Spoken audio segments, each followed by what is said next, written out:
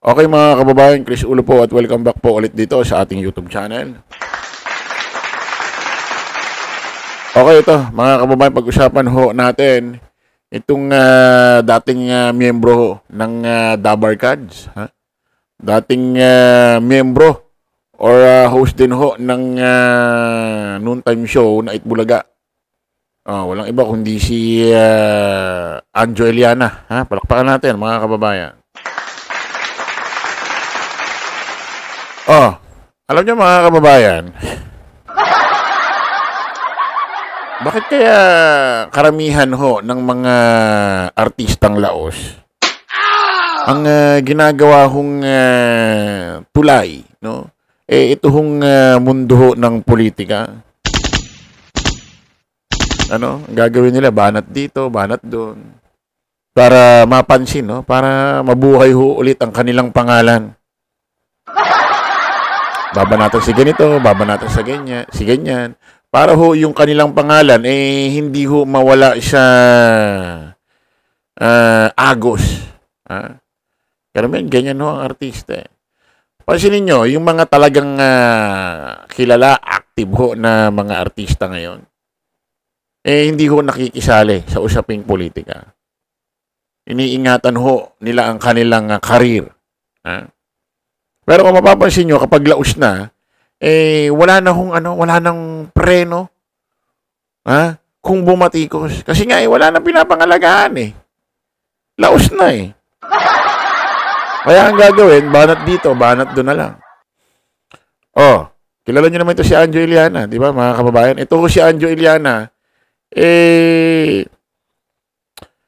minsan na natin na-content ito Kasi, ito? Meron siya dati na binenta kay Boss Toyo na isang painting.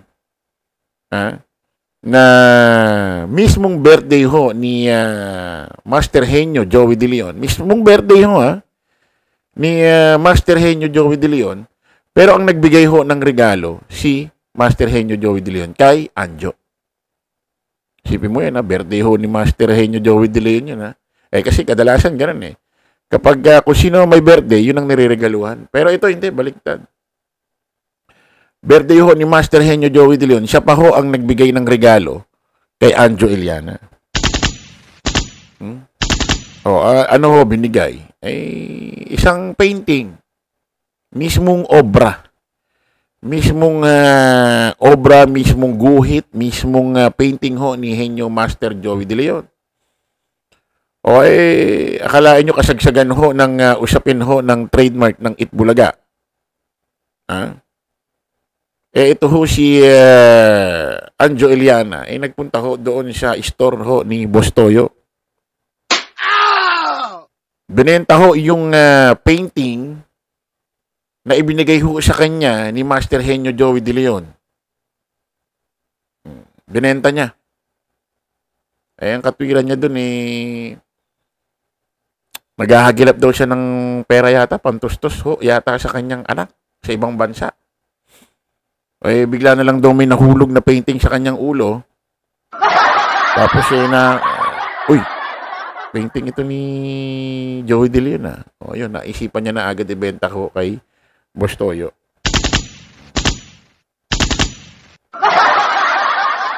Ngayon mga kababayan, ito ho si Anjo Eliana. Actually, nakarampa ho ito panay banat kay PBBM. Panay banat ho sa administrasyong Marcos. Hindi ho malaman kung nagpapapansin or wala na nga kasi laos na nga Wala nang karir Kaya kumbaga wala na pinapangalagaan Kumbaga wala na pinapangalagaan. Kasi kadalasan mga kababayan, ang mga artista kapag may career pa, hindi pa ho laos, especially may maraming project, hindi ho, hindi ho basta bumabanat sa mga kung kani-kaninong politiko. Especially sa administrasyon.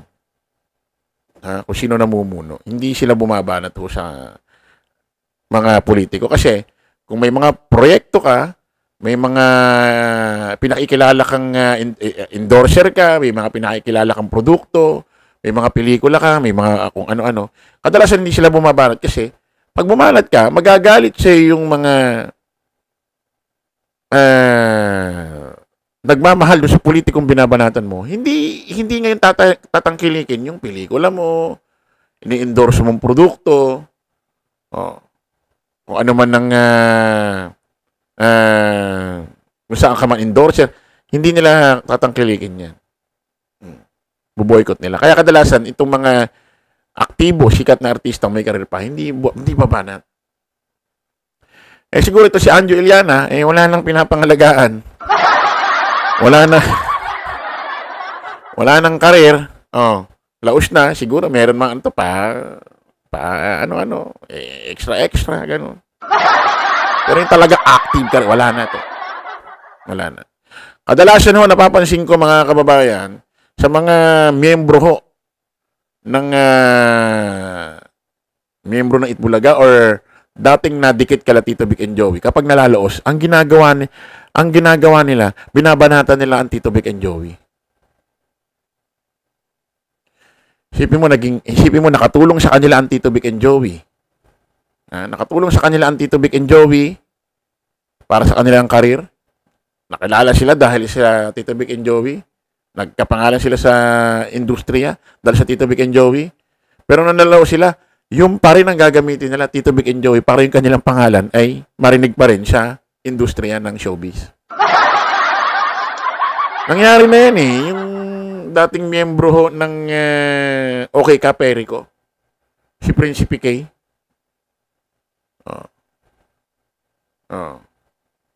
Mawalang galang na ano na ho yan, lumisa na. Yung mauna ho ng nakaraan. Pero bago ho nangyari yan, panay banat, paninira ka sa Tito Vic and Joey.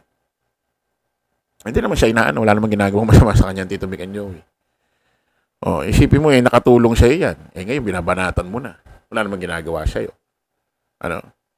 Ngayon, mga kababayan, ito ho si Anjo Iliana na panay banat ho sa Administrasyong Marcos, kay PBBM, ngayon ho medyo, sabihin natin hindi banat, medyo, pero may halong pitik, ano? Siguro medyo dinadahan-dahan niya pa. Medyo dinadahan-dahan niya pa si Tito Sen. Ito, Anjo Iliana, hinimok si Senate President Tito Soto na ilabas ang mga resibo na patunay na ibinibigay nito ang mga sahod sa mga scholar. Sa totoo lang mga kababayan, kahit si Tito Sen, may tiwala ako rito. Especially sa pera. Kasi dati merong binalita na parang sumobra yata ng pondo sa Senate. Siya ang Senate President din nun eh. Imbis na ibursa, nasa 100 million yata, ibinalik niya buo. Nung mga nakaraan lang ho na yan, nung panahon hindi ho nahayag. Ngayon kasi may programa ho si Tito Sen, mga kababayan, na kung saan yung buong sahod niya ng 6 na taon sa pagiging senador. Kasi naging senador ulit siya 2025 26, 27, 28, 29, 30, 31. Hanggang 2031, lahat ho ng sahod niya hindi niya ho kukunin, tapos hindi niya gagastusin, maiipon lang hanggang sa maibigay, no, kumbaga magkaroon ng maibigay mga benepisyo ng sahod niya papunta doon sa mga estudyante na kung saan ay mga nangangailangan. Sa mga nangangailangan, baon o anuman, lahat, scholar o anuman. Ano ho yan sa kanyang FB, meron ho doon na i-scan mo. Tapos pag in-scan mo, lalabas yung mga mga pipil upan na kung saan anong pangalan mo, bakit kinakailangan ikaw ang makakuha, benefits ng sahod ni Tito Sen para sa iyong pag-aaral. Tapos re-reviewin nila ganito ganyan, tapos i-message nila ganyan. Ito ngayon si Anjo Iliana meron hong siyang hamon. Pakinggan ho natin ito. May video actually. Pakinggan natin.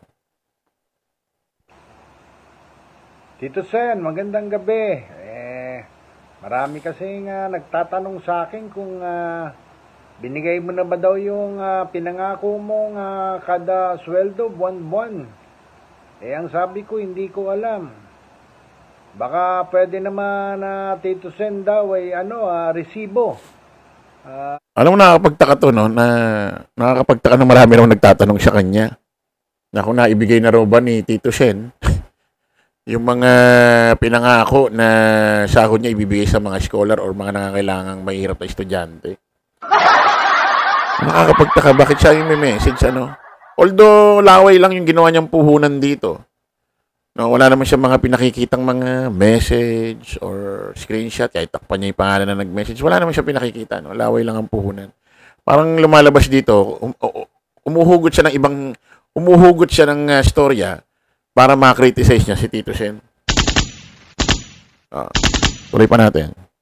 Ebidensya na binibigay mo na yung pinangako mong buwan-buwan sa mga estudyante kasi maraming estudyante ang ako ang kinukulit.